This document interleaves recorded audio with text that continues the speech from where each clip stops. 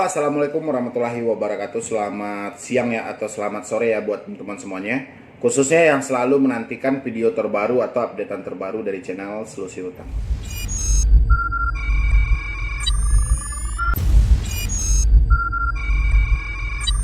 Oke, jadi terima kasih ya buat teman-teman semuanya yang selalu menantikan atau selalu mengikuti video terbaru atau updatean terbaru dari channel Solusi Utang. Saya ucapkan terima kasih banyak. Jadi seperti judul video kita hari ini yaitu sebar data lunas. Ini cerita lama dari pinjaman online. Karena banyak di sini pertanyaannya, Bang, sebar data lunas.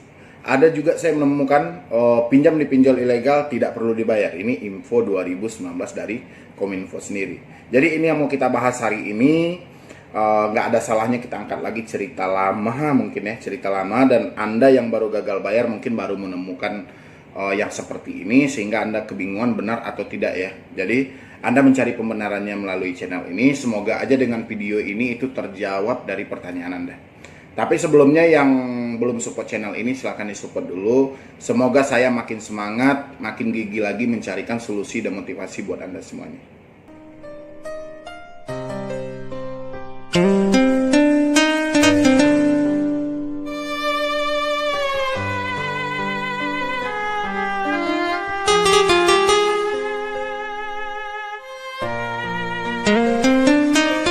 Sebar data hutang lunas.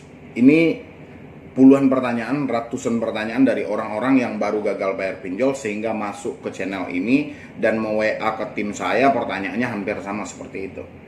Bang, benar nggak ya sebar data hutang lunas? Data kita sudah disebar, kita sudah diteror ke orang sekitar, hutang kita dianggap lunas. Pokoknya banyak versi tentang sebar data hutang lunas, ya.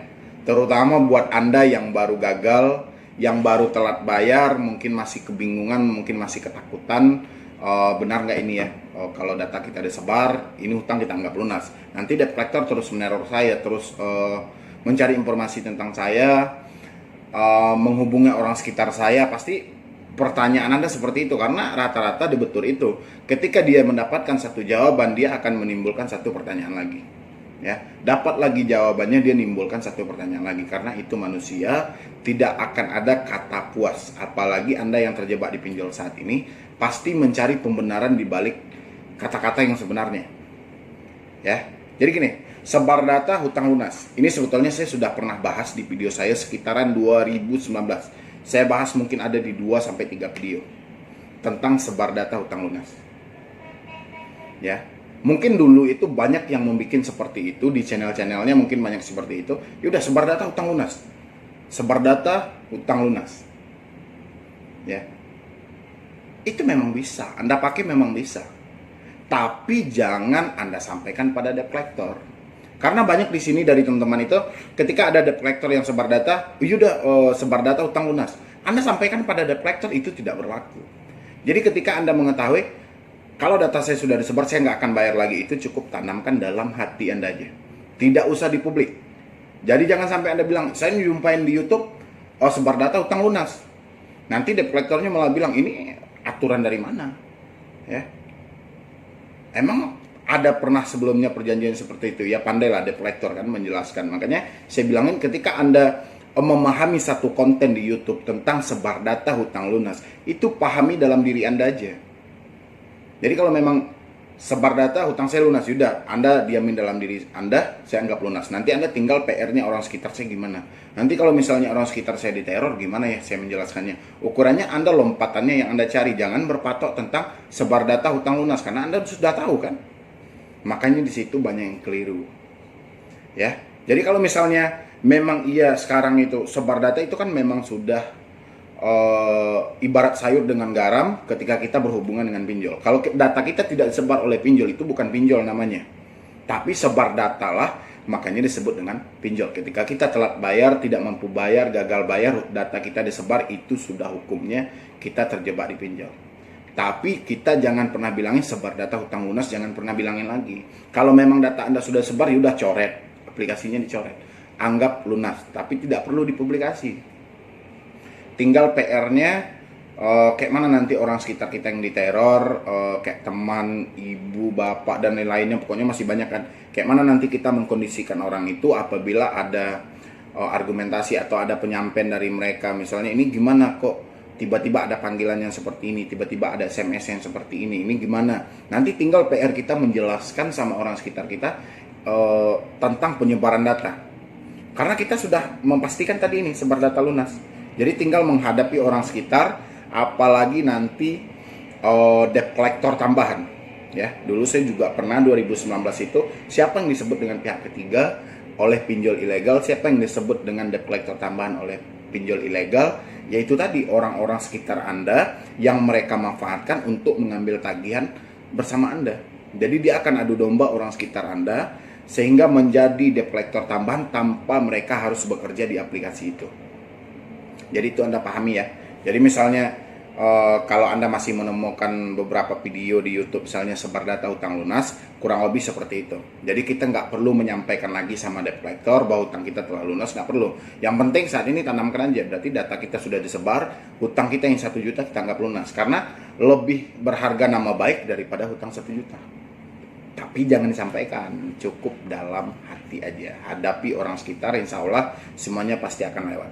Jadi satu lagi pertanyaan yang sering juga ditanyakan teman-teman itu, pinjam di pinjol ilegal nggak usah bayar kata Kominfo. Ini juga cerita lama tentang pinjol. Ini kalau nggak salah saya, ini 2018 Kominfo menyampaikan, pinjam di pinjol ilegal tidak perlu dibayar. Ya.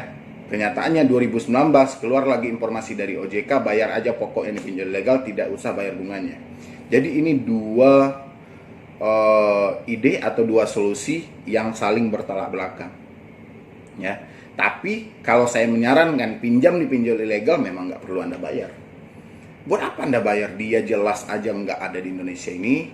Ya, keberadaan dia entah di mana, legal standing dia itu seperti apa, badan hukumnya seperti apa, sertifikasinya seperti apa, penerapan bunga seperti apa, dan banyak lagi. Jadi ngapain kita harus bayar? Ya, karena semakin kita bayar, itu hutang ini tidak semakin selesai. Makanya kalau untuk pinjol ilegal, ini udah jalan satu-satunya ya nggak usah dibayar. Jadi hampir sama dengan tadi, sebar data hutang lunas, pinjam di pinjol ilegal tidak usah bayar. Sama dengan kata Kominfo. Tapi itu tidak harus diulang-ulang setiap hari, apalagi kita sampaikan ke debt collector, pinjam di pinjol ilegal tidak perlu dibayar. Itu nanti Anda akan dipersulit oleh debt collector dan Anda akan dicaci maki. Makanya semuanya itu solusi yang Anda dapat biasanya Kominfo ini, saya kalau nggak salah itu di Google ya, pemberitaannya melalui web. Salah satu surat kabar yang menyampaikan seperti itu, dan dia tulis di webnya bahwa pinjam di pinjol ilegal tidak usah dibayar, pinjamlah sebanyak-banyaknya. Ya, seperti itu kalau nggak salah di situ. Tapi itu sebenarnya memang iya. Jadi Anda ngapain harus bayar kalau ini tidak akan selesai? Justru karena kita bayar, ini makin besar dan makin besar, makin berkembang dan makin berkembang. Jadi ngapain harus kita bayar? Yang penting kita ikutilah. Ada satu info yang seperti ini, pinjam di pinjol ilegal tidak usah bayar, sebar data hutang lunas, oke. Kita pegang aja itu, tapi nggak harus kita sampaikan begana begini, itu mempersulit diri kita sendiri. Jadi orang sekitar Bang, orang sekitar ya seperti tadi, tinggal PR Anda mengkondisikan gimana cara Anda mengkondisikan orang sekitar. Mungkin Anda yang lebih tahu karena Anda hidup di lingkungan itu, mungkin sama saudara, teman dan lain-lainnya, mungkin itu Anda yang lebih tahu. Kalau saya di sini cuma menyampaikan, yang mempraktekkan di lapangan itu diri Anda. Ya, jadi kurang lebih seperti itu jawaban dari saya yang selalu bertanya, karena ini cara lama tentang pinjol yang Anda tanyakan. Tapi karena COVID-19 kemarin mungkin banyak yang terjebak di pinjol sehingga dia mencari beberapa informasi di web atau di YouTube sehingga dia menemukan hal-hal yang seperti ini. Dan karena keraguan dan dia takut mencerna langsung dari dua solusi yang seperti ini, sehingga banyak pertanyaan ke saya. Jadi kurang lebih kalau dari saya jawabannya seperti itu. Sebar data hutang lunas itu tanamkan dalam hati Anda, tidak perlu Anda publik ke siapapun. Ya, tinggal PR kita menghadapi orang sekitar. Pinjam di pinjol ilegal nggak usah dibayar kata Kominfo. Ya udah seperti itu juga. Pinjam di pinjol ilegal Anda nggak perlu bayar. Ngapain Anda sibuk-sibuk? Yang penting kondisikan orang sekitar, PR-nya pasti orang sekitar. Ya. Jadi kurang lebih cuman itu yang dapat saya sampaikan. Terlebih dan terkurangnya saya mohon maaf. Nanti buat teman-teman semuanya yang mau konsultasi atau diskusi sama tim saya, nomornya masih ada di link skripsi. Ya, silahkan Anda bertanya sepuasnya. Mau seperti apa nanti pertanyaan Anda, silahkan Anda tanyakan di situ. Yang penting Support terus channel Solusi Hutang, semoga channel ini makin berkembang, saya makin semangat memberikan solusi dan motivasi buat Anda semuanya. Ya, jadi sekian dulu dari saya, Medi Broni. Wassalam.